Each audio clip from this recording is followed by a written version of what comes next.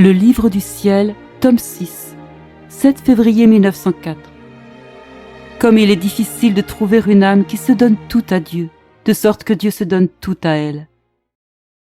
J'ai passé tout le mois dernier dans beaucoup de souffrances. C'est pourquoi je n'ai pas écrit. Comme je continue de me sentir très faible et souffrante, il monte souvent en moi la crainte que ce n'est pas parce que je ne peux pas écrire, mais parce que je ne veux pas écrire. Il est vrai que j'éprouve beaucoup de répugnance à écrire, au point que seule l'obéissance peut me vaincre sur ce point. Pour m'enlever tout doute, j'ai décidé d'écrire, pas tout, mais seulement quelques mots dont je me rappelle, afin de voir si vraiment je peux écrire. Je me souviens qu'un jour, comme je me sentais malade, Jésus m'a dit « Ma fille, qu'est-ce qui arriverait si la musique cessait dans le monde ?» Je lui demandai « Seigneur, quelle musique pourrait cesser ?» Il me dit « Ma bien-aimée, ta musique.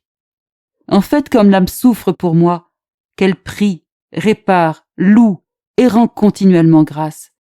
Cela est pour mon ouïe une musique continuelle qui m'empêche de prêter attention à l'iniquité de la terre, et donc de la châtier comme cela serait approprié.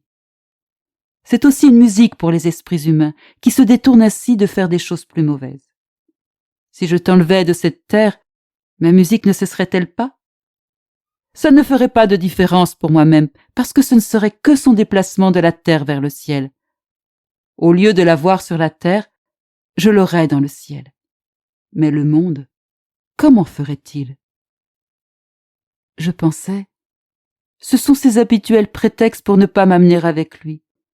Il y a dans le monde beaucoup de bonnes âmes qui font beaucoup pour Dieu. Moi, au milieu d'elles, est-ce que peut-être je n'occupe pas la dernière place? Pourtant, il dit que s'il m'amène avec lui, la musique cessera. Il y en a beaucoup qui lui font de la musique mieux que moi.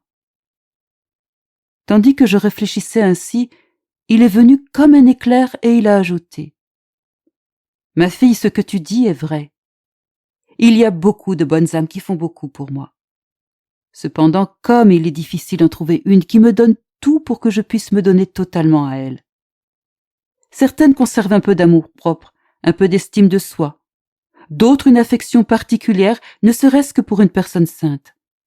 D'autres conservent une petite vanité, d'autres quelque attachement à la terre ou à leurs intérêts personnels. En somme, chaque âme conserve sa petite chose bien à elle. Ainsi, ce qui me vient d'elle n'est pas entièrement divin. Sa musique n'est pas capable de produire ses effets pour mon ouïe et auprès des esprits humains. Par conséquent, les grandes choses que ces âmes font ne peuvent produire les mêmes effets et me plaire autant que les petits gestes de l'âme qui ne garde rien pour elle et se donne tout à moi.